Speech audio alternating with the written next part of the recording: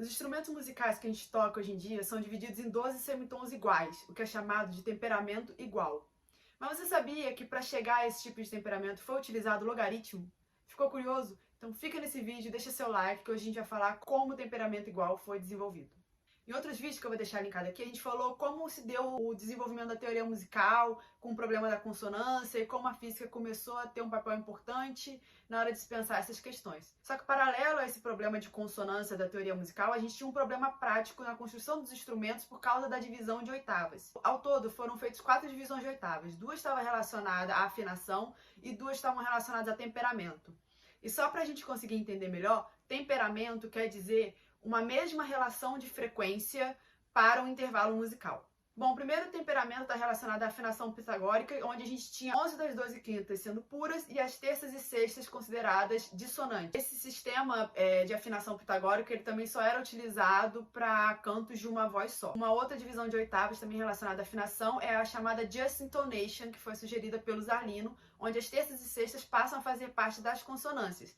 Mas também era uma afinação utilizada só para canto, porque os instrumentos musicais, por questões técnicas, não conseguiam acompanhar por problemas de modulação. Aí, por volta de 1605 a 1636, o temperamento nos instrumentos musicais começa a ganhar uma importância. E o livro do Mersenne, intitulado Harmonie Universelle, marca o início de uma batalha de 2 modelos de temperamentos diferentes. Se você não viu, eu falei sobre o Mersenne e toda a sua contribuição para o desenvolvimento da teoria musical nesse vídeo aqui. Bom, os 2 sistemas de temperamento que estavam em disputa nessa época do Mersenne eram os chamados temperamento de meio tom e o temperamento igual. No temperamento de meio tom, a gente tem 8 das 12 terças maiores sendo puras. As quintas, elas não são puras porque elas têm uma distância de 1/4 de coma, mas elas também não eram consideradas extremamente impuras. Só que o problema desse tipo de temperamento é que as teclas pretas elas eram limitadas a Dó sustenido, Mi bemol, Fá sustenido, Sol sustenido e Si bemol. Já o temperamento igual, ele é definido por um intervalo padrão para todas as notas. A gente tem os 12 semitons iguais, quando surgem as notas enarmônicas. Só que o problema do temperamento igual é que todas as consonâncias são impuras. Então a grande questão para a escolha entre um temperamento e outro era porque cada temperamento abria mão de uma questão importante para a música, né? No temperamento de meio tom, você não consegue realizar livre modulação, porque as notas pretas elas são limitadas. Então, por exemplo, se você estivesse no campo harmônico que precisasse trabalhar com Lá sustenido, você teria que reafinar todo o instrumento, porque as teclas pretas correspondiam apenas a Dó sustenido, Mi bemol, Fá sustenido, Sol sustenido e Si bemol. Lembrando que Lá sustenido ser igual a Si bemol é fruto do temperamento igual. Essas notas puras não têm o mesmo som. E o temperamento igual, apesar de permitir a livre modulação, você abria mão de todos os intervalos puros. Além disso, para aceitar o temperamento igual, foi necessário desenvolver logaritmos e aceitar os números irracionais. Isso porque o crescimento de uma oitava, na verdade, é um crescimento exponencial. A gente pode falar que o crescimento de uma oitava é também uma progressão geométrica. Isso porque em casos específicos, existe uma relação entre função exponencial e progressão geométrica. A gente pode pensar a PG, que é a progressão geométrica, como um tipo específico de função exponencial. A função exponencial ela é definida tal que existe um número A, que é maior do que 0 e diferente de 1, de maneira que a f de x vai ser igual a elevado a x, sendo x pertencente aos números reais. Já a progressão geométrica, ela é uma sequência numérica onde cada termo é obtido multiplicando-se o termo anterior por uma razão Q. E aí a gente tem o termo geral da PG conhecido como AN é igual a 1 vezes o Q, que é a razão N menos 1. Agora, se a gente tiver uma função exponencial do tipo f de x é igual a b a elevado a x, e a gente tem que a progressão geométrica, o termo geral, é esse daqui, vocês conseguem ver relações entre uma e outra? É claro que existem limites, para essa relação. Por exemplo, o x, ele pertence aos reais. E esse termo aqui, o n, ele pertence aos números naturais.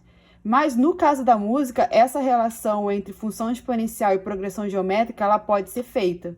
Então, se antes a divisão da oitava era feita por médias aritméticas e médias harmônicas, e eu mostro nesse vídeo aqui como que era feita essa divisão, agora, no temperamento igual, a divisão da oitava passa a ser feita por progressão geométrica ou logarítmica. Mas como é que a gente faz essa divisão? Bom, a gente precisa que existam 12 semitons entre o uníssono e a oitava, certo? Então, o que nós vimos é que entre o uníssono e a oitava, que em frequência é o dobro do uníssono, a gente precisa ter 12 semitons. Bom, o uníssono a gente consegue pensar como sendo 2 elevado a 0.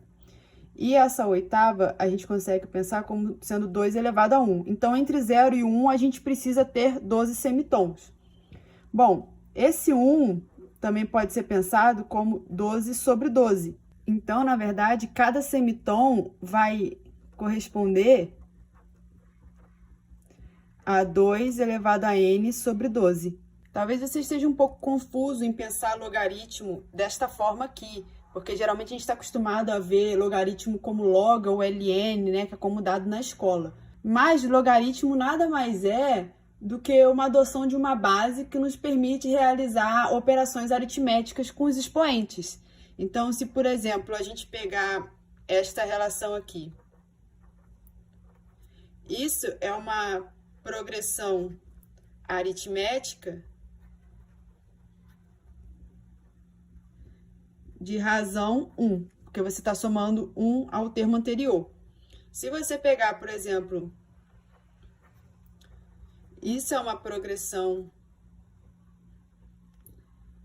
geométrica de razão 2. Só que esse número é 2 vezes 1, esse é 2 vezes 2, esse é 2 vezes 2 vezes 2. Então, na verdade, essa progressão geométrica eu posso escrevê-la numa base 2, e o primeiro termo é 2 elevado a 1, o segundo termo é 2 elevado a 2, o terceiro termo é 2 elevado a 3. Então, como vocês podem ver, com a escolha de uma base, eu, na verdade, nos expoentes, consegui fazer com que isso aqui seja uma progressão aritmética. Porque eu estou somando um termo nos expoentes e mantendo a base a mesma. Por isso que a gente pode pensar o log como a escolha de uma base para poder realizar operações aritméticas nos expoentes. Então, por exemplo, se eu pegar e fizer 2 ao cubo vezes 2 ao quadrado, isso vai ser 2, 3 mais 2, né? Na divisão, a mesma coisa, 2 ao cubo dividido por 2 ao quadrado vai ser igual a 2, 3 menos 2.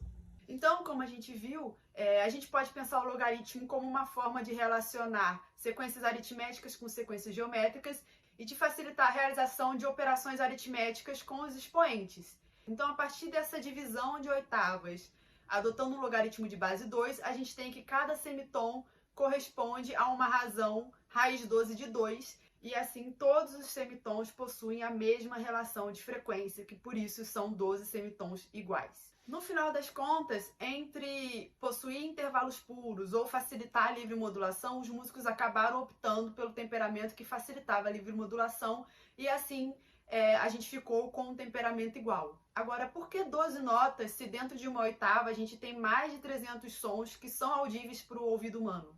Bom, pode ser em respeito à escala pitagórica, né, que é até o 12º ciclo, onde encontrava a quinta do lobo.